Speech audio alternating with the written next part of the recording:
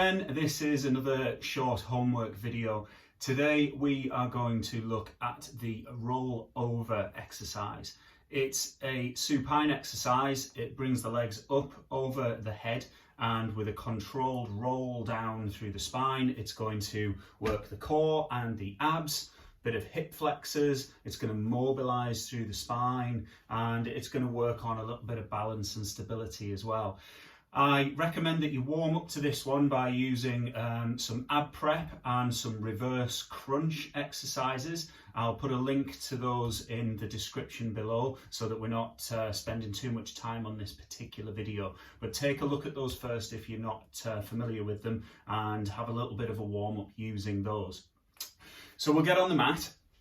First thing we're going to do to progress that warm up is we're just going to use a little bit of an adapted jackknife exercise. Again, that's not something that you'll be familiar with, but that's what it's called. But I'll go through a little bit of the adaptation, a simplified version of it, which will warm you up into the movement of the rollover itself. So lying out flat on the mat, relaxing yourself down as much as you can, making yourself nice and heavy on the mat. Gentle soft curve in your lumbar spine so that you're not too rotated out through the chest, but you're not too flat and tucked under either.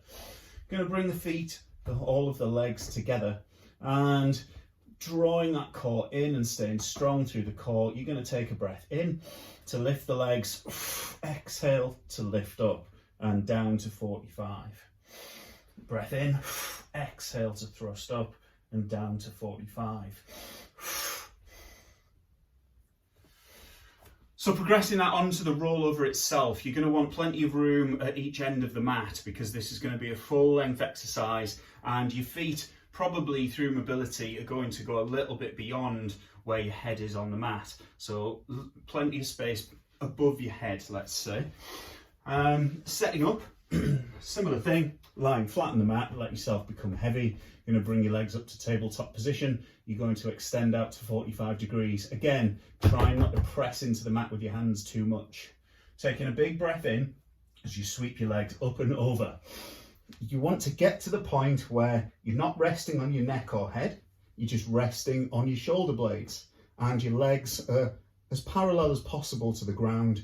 Then you're going to part your feet by about 12 inches. And again, not relying on the hands too much. You're going to use your core, drawing in that belly button to roll down through your spine, back to 45, feet come together. So to flow that, breath in, part the feet, exhale with control, down to the mat, feet together. All the time. Keeping that core drawn in, that's where you're going to drive this from. Rolling down to the mat. Again, try not to press those hands into the mat. Lifting the arms up, you can do this with the arms off the mat, using that core to drive control and lowering down to the mat through tabletop, relaxing off. And just giving yourself a little bit of a wriggle out to loosen off that lumbar spine and hips again. As ever with these homework videos, 5 minutes or so a day is going to see a benefit over time. This one might take a little bit longer than 5 minutes if you're including the warm-up exercises, which I recommend you do because that's quite a big movement. You want to be nicely warmed up before you do it. Looking at reps of about 6 to 10 each time, and just thinking about whether you want to go for another 6 to 10 as you have a breather in between of about 30 seconds. As usual, stick to your own abilities and your own comfort zone. Exercise is often uncomfortable, but it should never be painful.